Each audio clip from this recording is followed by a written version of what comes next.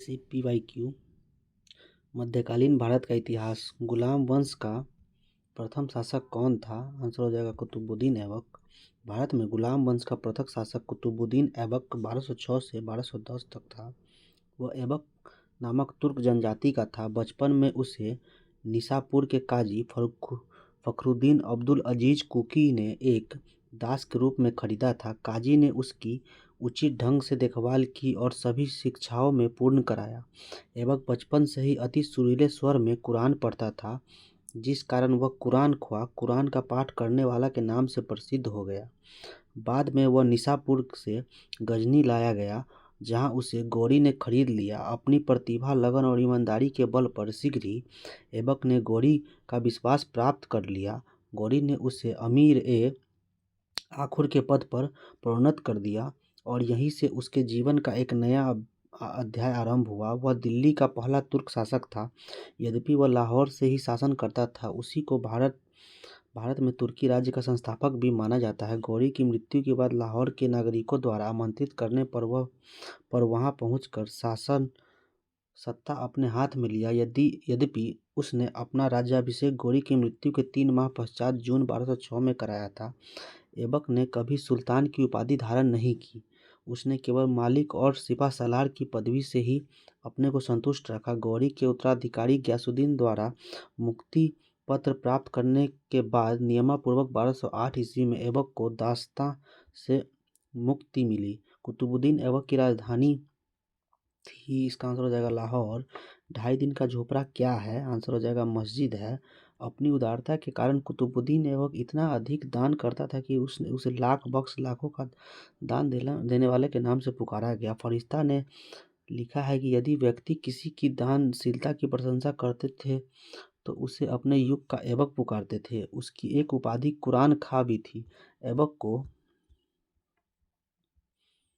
को साहित्य से अनुराग था और स्थापत्य कला में भी रुचि थी। तत्कालीन विद्वान हसन निजामी और मुदब्बिर को उसका संरक्षण प्राप्त था। उसने ऐबक को अपने ग्रंथ समर्पित किए थे। हसन निजामी ने ताज उल मसीर की रचना की। ऐबक ने दिल्ली में कुब्बत उल इस्लाम और अजमेर में 2.5 दिन का झोपड़ा नामक मस्जिदों का निर्माण करवाया था।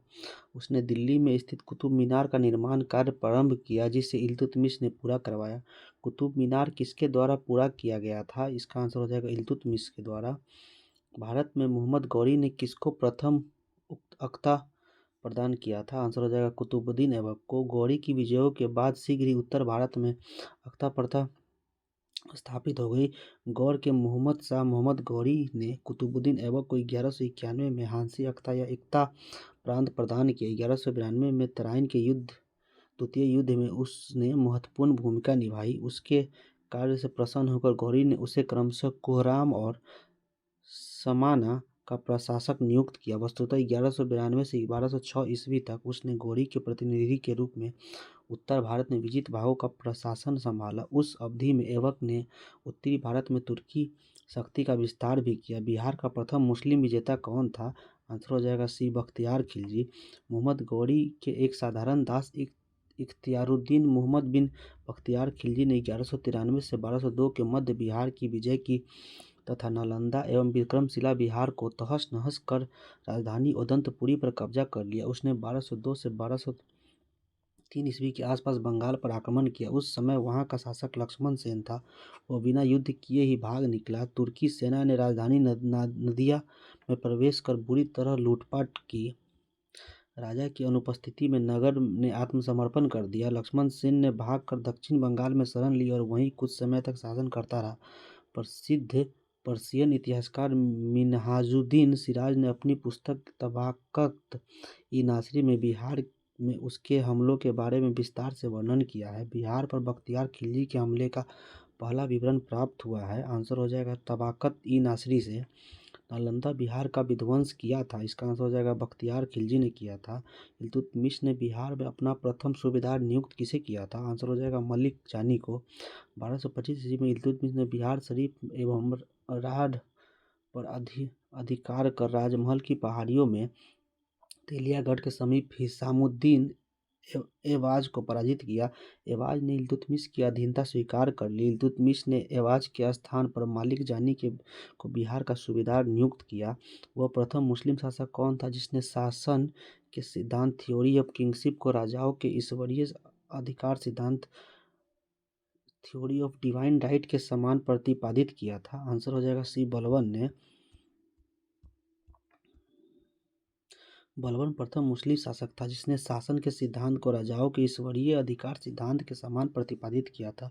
इसके अनुसार सुल्तान पृथ्वी पर ईश्वर की प्रतिनिधि यानी नियामत खुदाई है और उसका स्थान पैगंबर के पश्चात है। राजा जिले अल्लाह अल्लाह जिसे जिले जिले इलाही अर्थात ईश्वर का प्रतिबिंब है, उसने पुत्र बुगरा का खाक से कहा था, सुल्तान का पद निरंकुशता का सजीव प्रतीक है। किस दिल्ली सुल्तान ने रक्त एवं लौह की नीति अपनाई थी? इसका आंसर हो जाएगा बलबन। बलबन ने के विषय में कहा गया है कि उसने रक्त और लौह की नीति अपनाई थी। बलबन के राजत्व सिद्धांत की दो प्रमुख विशेषताएं थी। प्रथम, सुल्तान का पद ईश्वर के द्वारा प्रदत्त होता है और द्वितीय, सुल्तान का निरंकुश होना आवश्यक है। उसके अनुसार सुल्तान पृथ्वी पर ईश्वर का प्रतिनिधि नियामत खुदाई है और उसका स्थान पैगंबर के पश्चात है। सुल्तान को कार्य करने की प्रेरणा और शक्ति ईश्वर से प्राप्त होती, इस कारण जनसाधारण या सरदारों को उसके कार्यों की आलोचना का अधिकार नहीं है। जब जब उसने राजत्व यानी किंगशिप प्राप्त हुआ तो वह शरीयत के नियमों और आदेशों से पूर्णतः स्वतंत्र था। बर्नी ने यह कथन किस सुल्तान के लिए कहा था? आंसर हो जाएगा अलाउद्दीन खिलजी। अलाउद्दीन बर्नी ने उक्त कथन अलाउद्दीन खिलजी के लिए कहा। अलाउद्दीन दिल्ली का पहला सुल्तान था जिसने धर्म पर राज्य का नियंत्रण स्थापित किया। इस संदर्भ में अपनी नीति की व्याख्या करते हुए वह कहता है कि मैं नहीं जानता कि कानून की दृष्टि से क्या उचित है और क्या अनुचित। मैं राज्य की भलाई अथवा अवसर विशेष के लिए जो उपयुक्त समझता हूँ उसी को करने की आज्ञा देता हूँ। अंतिम न्याय के दिन मेरा क्या होगा मैं नहीं जानता। अलाउद्दीन ने राजपद के विषय में बलबन के विचारों को पुनः जीवित किया। राजा की सार्वभौमिकता में विश्वास रखता था, जो पृथ्वी पर ईश्वर का प्रतिनिधि मात्र है। उसने अपनी शक्ति की वृद्धि के विषय में खलीफा की अनुमति लेना आवश्यक नहीं समझा, इसलिए उसने खलीफा से अपने पद की मान्यता प्राप्त करने के संबंध में कोई याचना नहीं की। उसने अपने आप को यामीन उस खिलाफत नासिरी अमीर उल मुमानिन बताया। इस प्रकार अलाउद्दीन खिलजी का पहला सुल्तान दिल्ली का पहला सुल्तान था जिसने धर्म को राजनीति में हस्तक्षेप नहीं करने दिया। अलाउद्दीन उलेमा वर्ग के प्रभावों से मुक्त रहा। अलाउद्दीन खिलजी के प्रसिद्ध सेनापतियों में किसकी मंगोलों के विरुद्ध लड़ते हुए मृत्यु हुई थी? आंसर हो जाएगा जफर खां। अलाउद्दीन का प्रसिद्ध सेनापति जफर खां मंगोलों के विरुद्ध लड़ता हुआ मारा गया, जो अपने समय का श्रेष्ठ और साहसी सेनापति था। जफर खां के शौर्य और भारतीय सेना की दृढ़ता से मंगोल इतने प्रभावित हुए कि उसी रात को 30 कोस पीछे हट गए और वापस चले गए। रानी पद्मावती का नाम अलाउद्दीन खिलजी के चित्तौड़ विजय से जोड़ा जाता है। उसके पति का नाम है, आंसर हो जाएगा डी, राणा रतन सिंह। पद्मिनी की कहानी का आधार 1550 ईस्वी में मलिक मुहम्मद जायसी द्वारा लिखित काव्य पुस्तक पद्मावत है। इसके अनुसार पद्मिनी चित्तौड़ के राणा रतन सिंह की अत्यंत सुंदर और विदुषी पत्नी थी। अमीर खुसरो ने सुलेमान और रानी साहिबा के प्रेम प्रसंग का उल्लेख अपने ग्रंथ में किया है। उसने अपने संकेतों में अलाउद्दीन की समता सुलेमान से तथा पद्मिनी की तुलना साहिबा से की है। संभवतः इसी आधार पर मानकर मलिक मुहम्मद जायसी ने पद्मावत की रचना की और राणा रतन सिंह की रानी पद्मिनी की कहानी बनी। अलाउद्दीन खिलजी के आक्रमण के समय देवगिरी का शासक कौन था? इसका आंसर हो जाएगा ए, रामचंद्र देव। अलाउद्दीन के आक्रमण के समय देवगिरी का शासक रामचंद्र देव था। 1296 में देवगिरी के शासक रामचंद्र देव ने अलाउद्दीन के सफल आक्रमण से बाध्य होकर उसे प्रतिवर्ष एलिचपुर की आय भेजने का वादा किया था, पर 1305 ईस्वी अथवा 1306 में उसने उस कर को दिल्ली नहीं भेजा, जिस कारण 1307 ईस्वी में अलाउद्दीन ने मलिक काफूर के नेतृत्व में एक सेना देवगिरी पर आक्रमण करने के लिए भेज दी। राजा रामचंद्र देव युद्ध में पराजित हुआ और उसने आत्मसमर्पण कर दिया। किस सुल्तान के काल में खालिसा भूमि अधिक पैमाने में विकसित हुई थी? आंसर हो जाएगा अलाउद्दीन खिलजी के काल में। अलाउद्दीन की राजस्व और लगान व्यवस्था का मुख्य उद्देश्य एक शक्तिशाली और निरंकुश राज्य की स्थापना करना था। उसने उस सभी व्यक्तियों की भूमि छीन ली जिन्हें वह मिल राज्य द्वारा प्रदत्त संपत्ति, इनाम, इदरात, पेंशन तथा वक्फ धर्मार्थ प्राप्त हुई, भूमि आदि के रूप में मिली, फलतः खलीसा भूमि अधिक पैमाने पर विकसित हुई। अलाई दरवाजा का निर्माण किस सुल्तान ने करवाया था? आंसर हो जाएगा अलाउद्दीन खिलजी ने करवाया था। अलाई दरवाजा का निर्माण सुल्तान अलाउद्दीन खिलजी ने कुतुब मीनार के निकट करवाया था। इसका निर्माण लाल पत्थरों तथा संगमरमर के द्वारा हुआ। यह 1311 में बनकर तैयार हुआ। इल्तुतमिश के मकबरे की तरह उसने एक चौकोर बड़ा कमरा है जिसकी छत पर एक गुंबद और इसके चारों दीवारों में एक मेहराब दार प्रवेश द्वार है। दिल्ली के किस सुल्तान ने सबसे ज़्यादा नहरों का निर्माण किया था? आंसर हो जाएगा फिरोज शाह तुगलक। फिरोज शाह तुगलक का शासनकाल भारत में नहरों में सबसे बड़े जाल का निर्माण कराने के कारण प्रसिद्ध रहा। सिंचाई की सुविधा के लिए उसने 5 बड़ी नहरों का निर्माण कराया था। फिरोज शाह तुगलक उलेमा वर्ग की स्वीकृति के पश्चात हक्के सर्ब नामक सिंचाई कर लगाने वाला दिल्ली का प्रथम सुल्तान था। उन किसानों को जो सिंचाई के लिए शाही नहरों का पानी प्रयोग में लाते थे, अपनी पैदावार का 1/10 भाग सरकार को देना पड़ता था। फिरोज शाह तुगलक द्वारा स्थापित दारुल सफ़ा क्या था? दारुल सफ़ा भी एक खैराती अस्पताल था। दारुल सफ़ा राज्य के खर्च पर हज की व्यवस्था करने वाला पहला भारतीय शासक फिरोज शाह तुगलक था। उसने दारुल सफ़ा नाम के एक खैराती अस्पताल की स्थापना की और उसमें कुशल हकीम रखे। निम्नलिखित में से किस सुल्तान ने बेरोजगारों को रोजगार दिलवाया था? आंसर हो जाएगा 20 का सी, फिरोज शाह तुगलक। फिरोज शाह तुगलक ने सामान्य लोगों की भलाई के लिए कुछ उपकार के कार्य किए। नियुक्ति के लिए एक दफ्तर रोजगार खोलकर तथा प्रत्येक मनुष्य के गुण एवं योग्यता को पूरी जांच पड़ताल करके बाद यथासंभव अधिक से अधिक लोगों को नियुक्ति देकर उसने बेकारी की समस्या को हल करने का प्रयास किया। निम्नलिखित में से किस सुल्तान ने दरबार में सबसे अधिक गुलाम थे?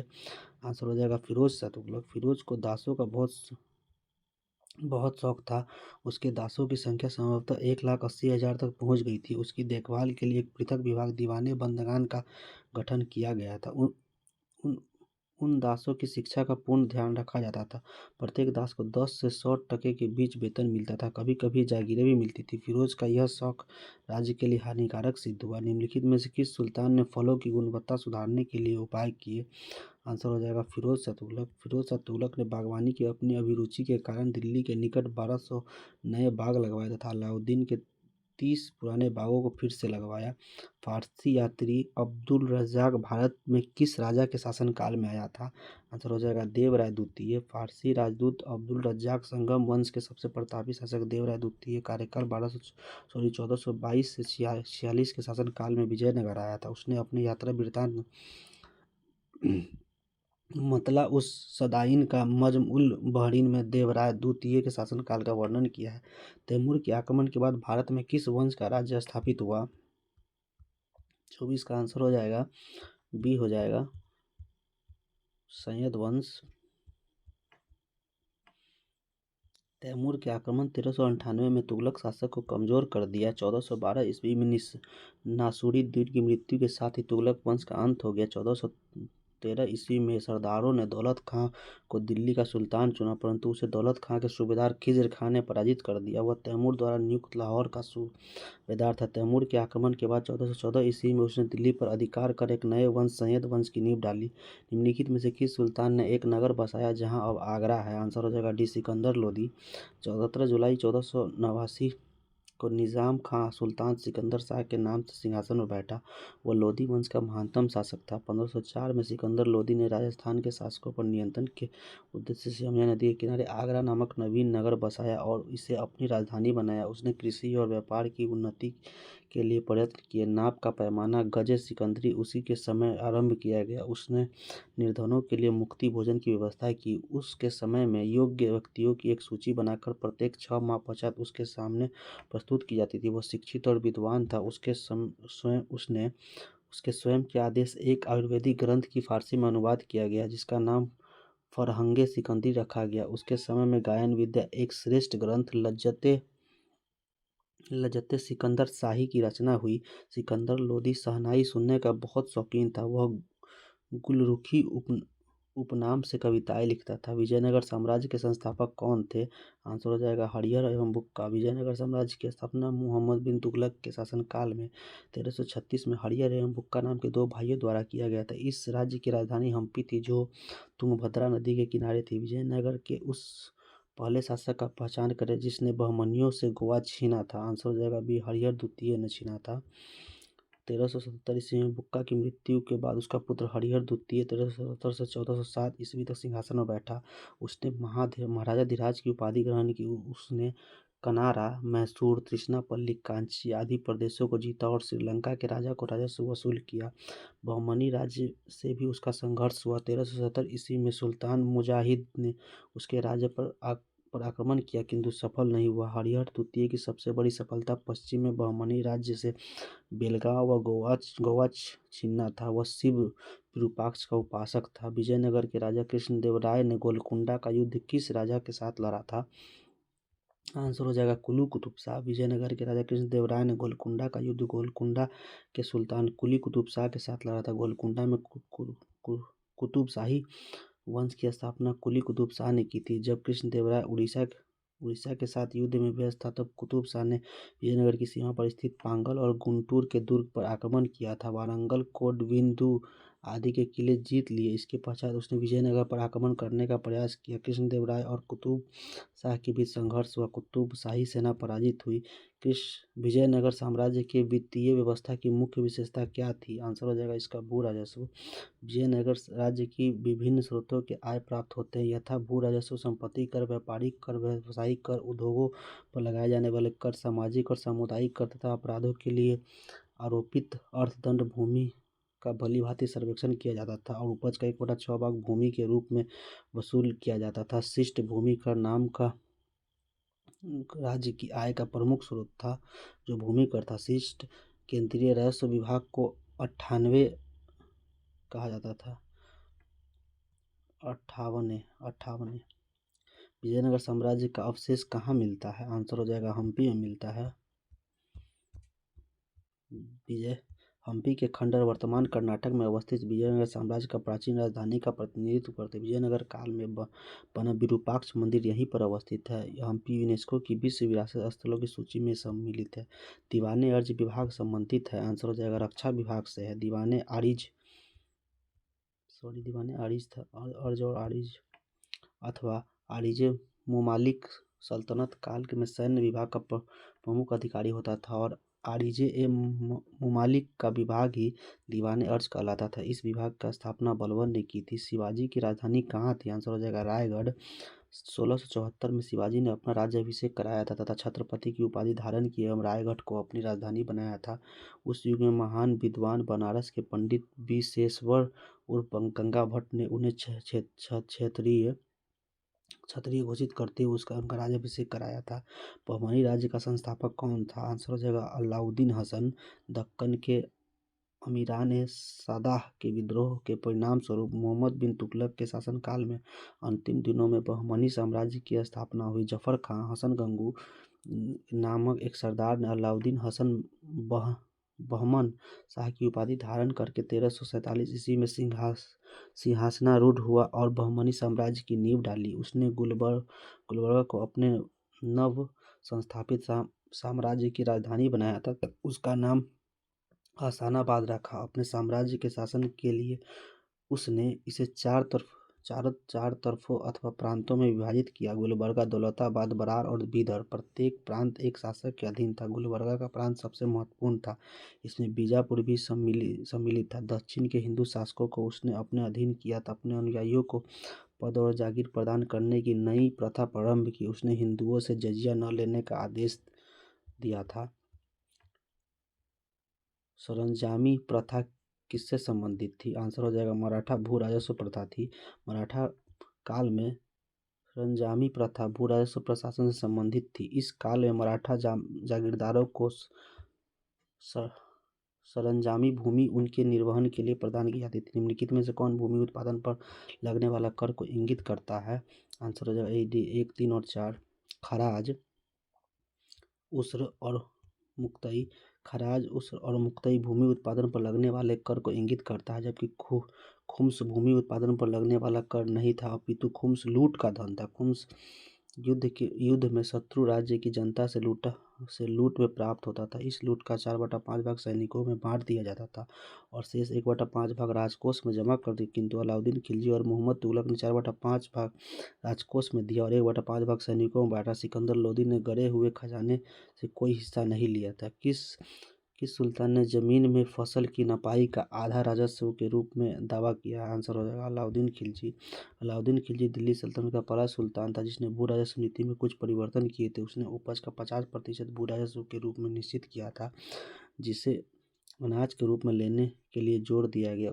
इससे पूर्व बलबन और इल्तुतमिश ने भू राजस्व उपज की 1/3 दर से अधिक नहीं लिया था। मोहम्मद बिन तुगलक के काल में भी भूमि कर की दर अलाउद्दीन की भांति 50% थी, लेकिन जहां अलाउद्दीन ने राजस्व निर्धारण भूमि पैमाइश के आधार पर किया था, वहीं मोहम्मद बिन तुगलक ने बिना पैमाइश के अनुमान के आधार पर राजस्व निर्धारण किया था। यद्यपि इस प्रश्न का विकल्प सही है। शेख बहाउद्दीन जकारिया किस संप्रदाय के थे? शेख बहाउद्दीन जकारिया किस संप्रदाय के थे? इसका आंसर हो जाएगा ए। भारतवर्ष में सुहरावर्दी संप्रदाय शेख बहाउद्दीन जकारिया से प्रारंभ हुआ था। सूफियों ने इस संप्रदाय में शेख सदरुद्दीन आरिफ, शेख रुकनुद्दीन अब्दुल फतह और शेख अलाउद्दीन सुर्ख आदि हुए। इस संप्रदाय के संत सुखमय जीवन पर बल देते थे, धन और संपत्ति को साधना में बाधा नहीं मानते थे। इसका आंसर देख लेते हैं। इसका आंसर ए हो जाएगा, सुहरावर्दी संप्रदाय था। इन शासकों में से किसने अपनी सैन्य टुकड़ियों को 200, 250 एवं 500 की इकाइयों में विभाजित किया था? आंसर से इस्लाम शाह शेरशाह का पुत्र था। इस्लाम शाह ने पूरे उत्तर भारत में लगभग 8 वर्षों तक शासन किया और उसकी मृत्यु 1553 में हुई। इस्लाम शाह ने अपनी सैन्य टुकड़ियों को 50, 200, 250 और 500 की इकाइयों में विभाजित किया था। संभवतः शेरशाह के समय में भी सैन्य विभाजन की यह प्रणाली प्रचलित थी। जवाबित का संबंध किससे था? आंसर हो जाएगा राज्य कानून से। जवाबित का संबंध राज्य कानून से था। सल्तनत काल के सिक्के टका, ससगनी एवं जीतल किन धातुओं के थे? आंसर हो जाएगा ये चांदी और चांदी तांबा। सल्तनत काल में टका चांदी एवं जीतल तांबे का बना होता था। ये दोनों सिक्के इल्तुतमिश द्वारा प्रचलित किए गए थे। ससगनी भी चांदी का सिक्का था। टका एवं जीतल का अनुपात 1:48 का था। भारत में कागज का प्रयोग सबसे पहले प्रारंभ हुआ था। आंसर होगा 12वीं शताब्दी में हुआ था कागज का प्रयोग। विश्व में कागज का आविष्कार चीन में हुआ था। भारत में कागज का प्रयोग 12वीं शताब्दी में प्रारंभ हुआ। आशुतोष संग्रहालय कलकत्ता में 1105 ईस्वी का पेपर संरक्षित किया गया है, जिसका शीर्षक पंचरक्षा है। यह भारत में कागज का सबसे प्राचीन प्रमाण है। तबाकते नासिरी का लेखक कौन था? आंसर हो जाएगा मिनहाज सिराज। तबाकते नासिरी मिनहाज सिराज का ग्रंथ है जो सुल्तान नसरुद्दीन को समर्पित किया गया था। यह ग्रंथ 23 अध्यायों में है। रॉबर्टी ने इसका अंग्रेजी में अनुवाद किया। इस पुस्तक में मोहम्मद गौरी की भारत विजय का प्रत्यक्ष वर्णन मिलता है। ज्ञातव्य है कि मिनहाज प्रथम इतिहासकार जिसने यह कहा कि कुतुबुद्दीन ऐबक ने अपने नाम की मुद्रा प्रसारित की और खुतबा पढ़वाया। सभी भक्ति संतों के मध्य एक समान विशेषता थी कि उन्होंने अपनी वाणी को उसी भाषा में लिखा जिससे उसके भक्त समझते थे। भक्ति आंदोलन के संतों का आचार बहुत ऊंचा था। उसमें से बहुतों ने देश का भ्रमण किया और वे कई प्रकार के लोगों से मिले जिनके विचार भिन्न थे। उन संतों ने साधारण लोगों की भाषाओं को उन्नत करने का अपना योगदान दिया। उन्होंने हिंदी, पंजाबी, बांग्ला, तेलुगु, कन्नड़, तमिल इत्यादि भाषाओं की उन्नति में बहुत योगदान दिया। भक्ति आंदोलन के संत अपने उपदेश क्षेत्रीय भाषाओं में करते थे ताकि वहाँ के लोग उनके उपदेश आसानी से समझ सके। इस कारण क्षेत्रीय भाषाओं का विकास हुआ। निम्नलिखित में से किस सुल्तान ने निजामुद्दीन औलिया ने भेंट करने से इनकार कर दिया था? आंसर हो जाएगा बी अलाउद्दीन खिलजी ने से।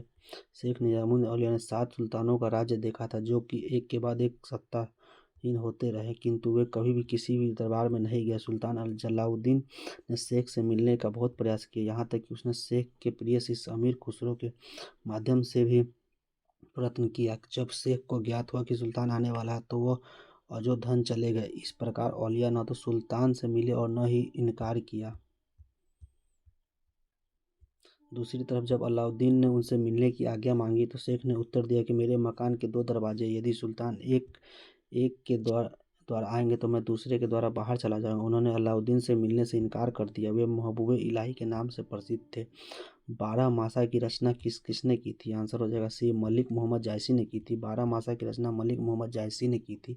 जायसी पद्मावत, अखरावट तथा आखिरी कलाम में से पद्मावत का हिंदी साहित्य का महत्वपूर्ण स्थान है। पानीपत के युद्ध में बाबर की जीत का मुख्य कारण क्या था? आंसर हो जाएगा बी उसकी सैन्य कुशलता। पानीपत की पहली लड़ाई 21 अप्रैल 1526 को बाबर एवं इब्राहिम लोदी के बीच हुई, जिसमें अपनी सैन्य कुशलता के बल पर बाबर ने विजय प्राप्त की। बाबर की सैन्य संख्या लोदी सेना के कम थी, फिर भी उसकी कुशल और सैन्य नीति कुशल सैन्य नीति के चलते विजयश्री ने उसका वर्णन किया। इब्राहिम लोदी स्वयं एक अनुभव व शून्य व्यक्ति था। बाबर लिखता है कि वह अनुभवहीन व्यक्ति था जो अपनी गतिविधियों में बड़ी सावधानी रखता था। वह बिना किसी व्यवस्था के आगे बढ़ता, रुकता तथा बिना किसी दूरदर्शिता के संघर्ष में लीन हो जाता। तो तुजुक बावरी किस भाषा में लिखी गई थी?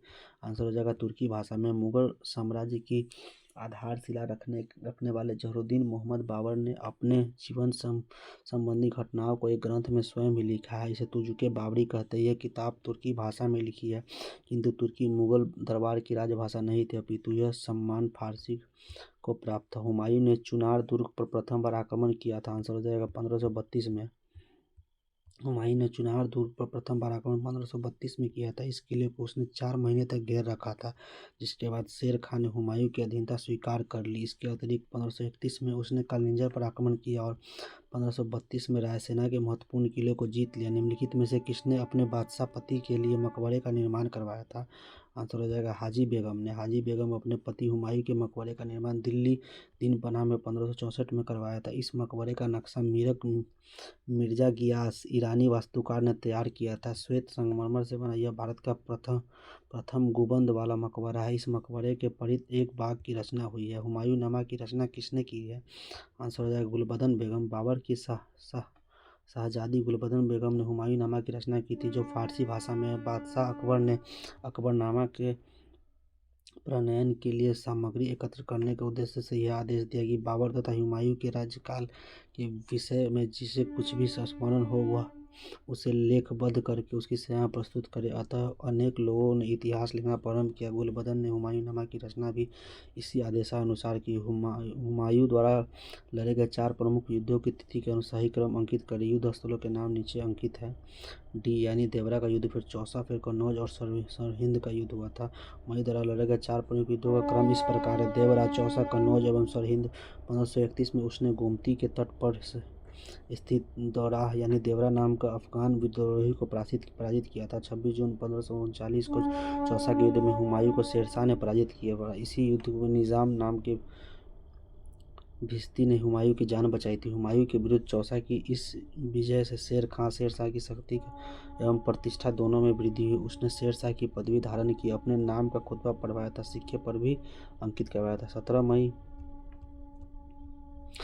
1540 को कन्नौज या बिलग्राम के युद्ध में हुमायूं को शेरशाह से पराजित होना पड़ा और विवश होकर एक निर्वासित की भांति इधर उधर भटकना पड़ा। 22 जून 1555 को सरहिंद युद्ध की विजय ने हुमायूं को एक बार पुनः उसका खोया हुआ राज्य वापस दिला दिया। निम्नलिखित में से किस सुल्तान ने पहले हजरत आला की उपाधि अपनाई और बाद में सुल्तान की? आंसर हो जाएगा शेरशाह सूरी ने। 1529 में बंगाल के शासक नुसरत शाह को पराजित करके शेरशाह सूरी ने हजरत आला की उपाधि धारण की। 1539 में चौसा के युद्ध में हुमायूं को पराजित करके उसने शेरशाह की उपाधि धारण की तथा अपने नाम का खुतबा पढ़वाया और सिक्के चलवाए। शेरशाह का मकबरा कहाँ स्थित है? आंसर हो जाएगा ए सासाराम में स्थित है। शेरशाह का मकबरा बिहार के रोहतास जिले में सासाराम नामक स्थान पर एक तालाब के बीच ऊंचे चबूतरे पर बना है। कालिंजर युद्ध 1545 के दौरान घायल हो जाने के कारण शेरशाह की मृत्यु हुई थी। हल्दी घाटी के युद्ध में महाराणा प्रताप की सेना के सेनापति कौन थे? आंसर हो जाएगा हकीम खां।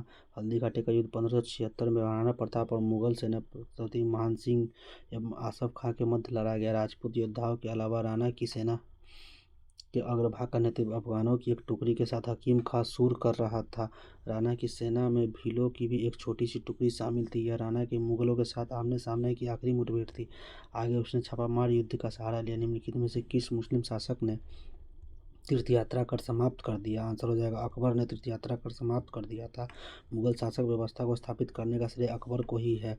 उसकी केंद्रीय शासन व्यवस्था तथा बादशाह के पद और अधिकार एवं कर्तव्यों की व्याख्या, उसका प्रांतीय शासन, उसकी लगान व्यवस्था, उसकी मुद्रा व्यवस्था, उसकी मनसबदारी व्यवस्था आदि सभी को उसके समय की सफलता प्राप्त हुई। वह उसके उत्तराधिकारियों के लिए आधार स्वरूप बनी। अकबर प्रथम मुस्लिम शासक था जिसने हिंदू और मुसलमानों को निकट लाने का प्रयास किया। अपनी उदार धार्मिक नीति के अंतर्गत उसने 1562 में दास प्रथा, 1563 में तीर्थयात्रा कर 1564 में जजिया कर को समाप्त कर दिया। अपने सामाजिक सुधार के अंतर्गत बाल विवाह एवं सती प्रथा को रोकने का प्रयत्न किया। अतः अकबर लोकप्रियता के कारणों में उपरोक्त चारों बिंदुओं में सम्मिलित किया जाता है। अकबर ने बंगाल तथा बिहार को मुगल राज्य में मिलाया था। आंसर हो जाएगा 1576 में मिला लिया था।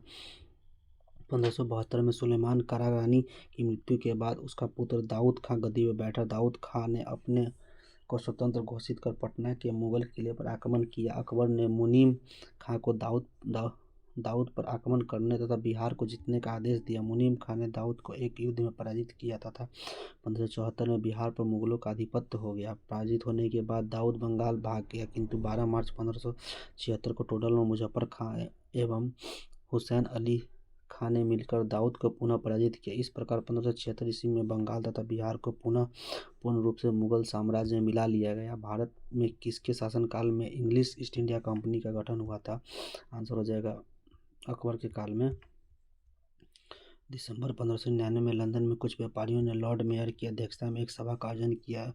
इसमें पूर्वी द्वीप समूह के साथ व्यापार की योजनाएं तैयार की गई। इन व्यापारियों ने पूर्व के देशों के साथ व्यापार करने का आशय 1599 ईस्वी में एक कंपनी का गठन किया। इसका नाम governor and company of the merchant of London trading in the east Indies रखा था। इसे जॉन कंपनी के नाम से भी जाना जाता है। इस दौरान भारत का बादशाह अकबर था। आईने अकबरी किसके द्वारा लिखी गई थी? आंसर होगा अबुल फजल होगा इसका।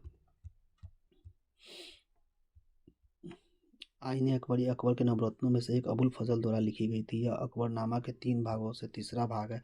इसमें अकबरकालीन शासन व्यवस्था का आधिकारिक वृत्तांत है। एतमाद दौला का मकबरा आगरा में किसने बनवाया था? आंसर होगा नूरजहां ने। एतमादुद्दौला का मकबरा नूरजहां ने 1622 से 28 के मध्य अपने पिता की मृत्यु के बाद बनवाया था। यह आगरा में यमुना नदी के तट पर स्थित एक अत्यंत अलंकारिक इमारत है। यह चतुर्भुजाकार मकबरा बेदाग सफ़ेद संगमरमर का बना ऐसा पहला मकबरा है जिसमें बड़े पैमाने पर संगमरमर का प्रयोग किया गया तथा अलंकरण के लिए इस्लामिक भवनों में पहली बार पित्रा दुरा संगमरमर के सोने तथा कीमती पत्थरों का जड़त्व शैली का प्रयोग किया गया। प्रचीर्णकारी पित्रा ड्यूरा निम्न में से किससे संबंधित है? आंसर हो जाएगा दीवारों में अर्ध कीमती पत्थर जड़कर फूलों की नक्काशी करने को पित्रा दुरा कहते हैं। पित्रा दुरा दीवारों के अर्ध कीमती पत्थर जड़कर फूलों की नक्काशी करने से संबंधित है। ध्यातव्य है कि भारत में पित्रा ड्यूरा नाम का जराऊ कार्य सर्वप्रथम एमादत उद्दौला के मकबरे में किया गया। इस मकबरे का निर्माण जहांगीर की पत्नी नूरजहां ने करवाया था। मध्यकाल में बंटाई शब्द का अर्थ था लगान निर्धारण का तरीका। मध्यकाल में बंटाई शब्द का तात्पर्य लगान निर्धारण की एक पद्धति थी जिसमें वास्तविक उपज का बंटवारा राज्य और कृषक के बीच होता था। शेरशाह सूरी ने लगान निर्धारण के लिए 3 प्रणाली चलाई थी: नस्क या मुक्ताई व्यवस्था, कनकुत नगदी अथवा जब्ती तथा गल्ला बख्शी या बटाई। बटाई 3 प्रकार की होती थी: खेत बटाई, लंक बटाई एवं रास बटाई। इस मुगल शासक ने चित्रकारी के लिए कारखाने बनवाए थे। आंसर हो जाएगा हुमायूं ने कारखाने बनाए थे। हुमायूं ने चित्रकारी के लिए कारखाना के अनुसार निगार खां, जबकि अनु मुजगा की पुस्तक critical study of Mughal painting during Akbar reign के अनुसार तस्वीर खाना बनाया था जो उसकी पुस्तकालय से जुड़ा हुआ था। कहता है कि बीबीएससी ने अपने उत्तर पत्र में इस प्रश्न का उत्तर भी माना है। दास्ताने अमीर हमजा का चित्रांकन किसके द्वारा किया गया था? अकबर ने अनेक ग्रंथों में चित्रित करवाया था। इसमें सर्वप्रथम दास्ताने अमीर हमजा यह हुमायूं के काल में चित्रित होना आरंभ हुआ और अकबर के शासनकाल में पूर्ण हुआ। बदायूनी और शाहनवाज खां के अनुसार इसे तैयार करने में लगभग 15 वर्ष लगे और पहले सैयद अली बाद में अब्दुस की देखरेख में 50 चित्रकारों ने इसे तैयार करने में हिस्सा लिया। इसमें करीब 1400 चित्र है। सभी चित्र 27x20 आकार वाले असामान्य रूप से लंबे चौड़े फोलियो के एक तरफ चिपकाए हुए हैं। यह ग्रंथ फारसी नायक अमीर हमजा मोहम्मद साहब के चाचा के वीरतापूर्वक कारनामों का उल्लेख करता है। यूरोपीय चित्रकारी यूरोपियन पेंटिंग का प्रवेश किसके दरबार में हुआ था? आंसर हो जाएगा अकबर के दरबार में हुआ था। अकबर के दरबार में यूरोपीय चित्रकला का प्रवेश पुर्तगालियों के माध्यम से हुआ जिसने मुगल चित्रकारों के 2 विशेषता ग्रहण की। एक व्यक्ति विशेष का चित्रण दृश्य में आगे दिखाने वाले वस्तुओं को छोटे आकार में बनाना। चित्रकला का विकास हुमायूं के शासनकाल में प्रारंभ हुआ। अकबर के शासनकाल में यूरोपीय चित्रकला का प्रभाव मुगल चित्रकला शैली पर पड़ा। अकबर के दरबार में मिस्कन एवं यूरोपीय शैली का चित्रकार था। अकबर के समय दसवंत अग्रणी चित्रकार था। जहांगीर के शासनकाल को मुगल चित्रकला का स्वर्ण युग कहा जाता है, स्वर्णकाल कहा जाता है।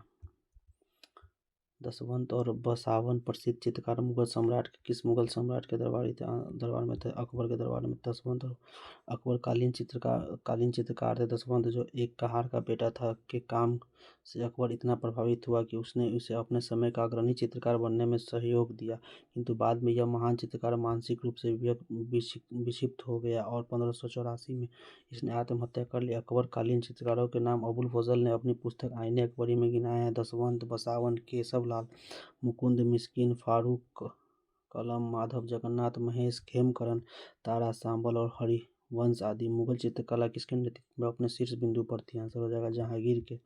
मुगल चित्रकला जहांगीर के काल में अपने शीर्ष बिंदु पर शिखर पर पहुंच गई थी। जहांगीर चित्रकला का बड़ा कुशल पारखी था। मुगल शैली में मनुष्य का चित्र बनाते समय एक चित्र में विभिन्न चित्रकारों का मुख, शरीर तथा पैरों को चित्रित करने का रिवाज था। जहांगीर का दावा था कि वह किसी भी चित्र को विभिन्न चित्रकारों के अलग अलग योगदान को पहचान सकता है। शिकार, युद्ध तथा राज दरबार के दृश्यों को चित्रित करने के अलावा जहांगीर के काल में मनुष्य तथा जानवरों के चित्रों को बनाने की कला में विशेष प्रगति हुई। अबुल हसन ने जहांगीर के सिंहासन आरोहण का एक चित्र बनाया है, जिसे जहांगीर की आत्मकथा तुजुक जहांगीरी के मुख्य पृष्ठ पर लगा दिया गया। इस प्रकार जहांगीर के काल को मुगल चित्रकला का स्वर्ण युग कहा जाता है। जाप्ती प्रणाली किसकी उपज थी? आंसर हो जाएगा अकबर की उपज थी। अकबर के शासनकाल में भू राजस्व वसूली के लिए जाप्ती प्रणाली का प्रचलन हुआ, जो भूमि सर्वेक्षण, भू राजस्व निर्धारण के लिए दस्तूरुल अमल और जाप्ती खसरे का तैयार का आधारित साम्राज्य के अधिकतर भूभाग में यह प्रणाली प्रचलित थी।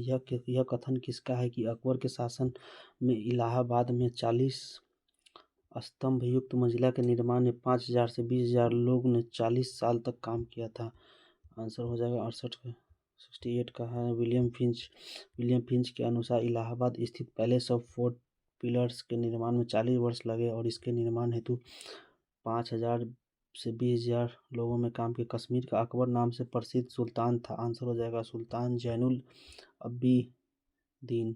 अकबर के समान धर्म सहिष्णुता एवं सामाजिक कार्यों के लिए सुल्तान जैनुद्दीन अब्दीन को कश्मीर का अकबर कहा जाता था। उसने संस्कृत के अनेक महत्वपूर्ण ग्रंथों का अनुवाद करता था। श्री भट्ट और मंसूर बिन अहमद जैसे वैद्यों का संरक्षण प्रदान किया। दो अप्पा एवं सिंहप्पा प्रथा किसने शुरू की थी? आंसर हो जाएगा जहांगीर ने। दो अप्पा एवं सिंहप्पा प्रथा जहांगीर ने चलाई थी। इसके अंतर्गत बिना जात पद बढ़ाए ही मनसबदारों को अधिक सेना रखना पड़ता था। तो अप्पा, इसमें मनसबदारों को अपने सवार पद के 2 गुने घोड़े रखने पड़ते थे। सिंहप्पा, इसमें मनसबदारों को अपने सवार पद के 3 गुने घोड़े रखने होते थे। ईरान के शाह और मुगल शासकों के बीच झगड़े की जड़ क्या थी? आंसर हो जाएगा कंधार राज्य ईरान के शाह और मुगलों के बीच का संघर्ष की जड़ थी, क्योंकि कंधार को अपने हाथों में रखना मुगल शासक तथा ईरान के शाह के लिए प्रतिष्ठा का विषय बन गया था। दोनों शासकों की साम्राज्यवादी योजनाओं को कार्यान्वित किया जाना बहुत कुछ कंधार को अपने हाथों में रखने पर निर्भर करता था। दिल्ली के लाल किले का निर्माण किसने करवाया था? दिल्ली के लाल किले का निर्माण शाहजहां ने करवाया था। अकबर के फतेहपुर सीकरी की भांति शाहजहां ने दिल्ली में अपने नाम के शाहजहानाबाद नाम के नगर की स्थापना 1638 में की। वहाँ अनेक सुंदर एवं वैभवपूर्ण भवनों का निर्माण कर उसने सुसज्जित करने का प्रयास किया। शाहजहानाबाद के भवनों का लाल किला सबसे प्रमुख है। चतुर्भुजाकार यह किला लाल बलुआ पत्थर से निर्मित होने के कारण लाल किला के नाम से प्रसिद्ध हुआ। इसका निर्माण कार्य 1648 में पूर्ण हुआ। इस किले के पश्चिमी द्वार का नाम लाहौरी दरवाजा एवं दक्षिणी द्वार का नाम दिल्ली दरवाजा। यह सुंदरता तथा शोभा में अनोखा तथा संभवतः विश्व में अतुल्य है। निम्नलिखित में से किस इतिहासकार ने शाहजहां के शासनकाल को मुगल काल का स्वर्ण युग कहा है? आंसर हो जाएगा श्री एल श्रीवास्तव ने अपनी पुस्तक मुगलकालीन भारत में लिखा है कि शाहजहां का शासनकाल भारत में मध्ययुगीन इतिहास में स्वर्ण युग के नाम से प्रसिद्ध है। यह केवल कला और कला में वास्तुकला की दृष्टि से सत्य माना जाता है। एन सरकार और वी.एस. स्मिथ शाहजहां के काल को स्वर्ण काल मानने के पक्ष में नहीं है। एस.आर. शर्मा ने शाहजहां के काल को स्पष्ट रूप से मुगल काल का स्वर्ण काल माना है। औरंगजेब द्वारा चलाए गए जिहाद का अर्थ है? आंसर हो जाएगा दारुल इस्लाम। औरंगजेब सर्वोपरि एक उत्साही सुन्नी सुल्तान मुसलमान था। उसकी धार्मिक नीति सांसारिक लाभ के किसी विचार से प्रभावित नहीं थी। उदार दारा के विरुद्ध सुन्नी कट्टरता के समर्थक के रूप में राज सिंहासन प्राप्त करने को वाले की हैसियत को उसने कुरान के कानून को कठोरता से लागू करने का प्रयत्न किया। इस कानून के अनुसार प्रत्येक धार्मिक मुसलमान को अल्लाह की राह में मेहनत करनी चाहिए, या दूसरे शब्दों में तब तक गैर मुसलमानी देश दारुल हर्ब के विरुद्ध धर्म जिहाद करना चाहिए जब तक कि वे इस्लाम के राज्य दारुल इस्लाम के रूप में परिवर्तित न हो जाता। पटना में किस सिख गुरु का जन्म हुआ था? आंसर हो जाएगा गोविंद सिंह का। गुरु गोविंद सिंह सिखों के 10वें गुरु थे। इनका जन्म 1666 में पटना बिहार में हुआ था, जबकि मृत्यु 7 अक्टूबर 1708 में नांदेड़ महाराष्ट्र में हुआ था। मुगल प्रशासन में मुहतसिब था। आंसर हो जाएगा लोक आचरण अधिकारी था। मुगल प्रशासन में मुहतसिब जन आचरण निरीक्षण विभाग का प्रधान था। उसका कार्य प्रजा के आचरण को उच्च बनाए रखना। प्रजा के आचरण को शुद्ध बनाए रखने के लिए अकबर ने नगरों में मंदिर की बिक्री तथा व्यवसायों के निवास निषिद्ध घोषित कर दिया था। व्यवसायों को नगरों में निष्कासित कर एक नए स्थान पर बसाया गया। उसका नाम शैतानपुरी रखा गया। मुगल प्रशासन में मदद ए मास इंगित करता है। आंसर हो जाएगा विद्वानों को दी जाने वाली राजस्व मुक्ति अनुदान भूमि। मुगल प्रशासन में विद्वानों एवं धार्मिक लोगों को दी जाने वाली राजस्व मुक्ति अनुदान भूमि को मदद ए मास कहा जाता था। इसमें सयूरगाल भी कहा जाता था। दान दी जाने वाली समस्त भूमि का निरीक्षण सदर करता था। सदर का यह भी दायित्व था कि इन अनुदानों का दुरुपयोग न हो। यह भूमि स्थानांतरित नहीं होती थी और अनुदान ग्राही के पास वंशानुगत रूप से ही रहती थी। मयूर सिंहासन पर बैठने वाला अंतिम मुगल सम्राट कौन था? आंसर हो जाएगा मोहम्मद शाह। शाहजहां द्वारा बनवाए गए प्रसिद्ध मयूर सिंहासन पर बैठने वाला अंतिम मुगल शासक मोहम्मद शाह, क्योंकि इसके काल में नादिर शाह ने 1739 में भारत पर आक्रमण किया और करनाल युद्ध में मुगल सेना को पराजित किया। समकालीन लेख आनंद राम मुखलिस के अनुसार नादिर शाह अपने साथ 60,000 रुपये, कई हजार अशरफिया एवं 1 करोड़ से ऊपर सोना, 50 करोड़ के जवाहरात, कोहिनूर तथा तख्ते ताउस मयूर सिंहासन भी ईरान ले गया। निम्नलिखित में से किस मुगल बादशाह को वजीर गाजिउद्दीन ने दिल्ली में दाखिल नहीं होने दिया था? इसका आंसर हो जाएगा शाह आलम द्वितीय।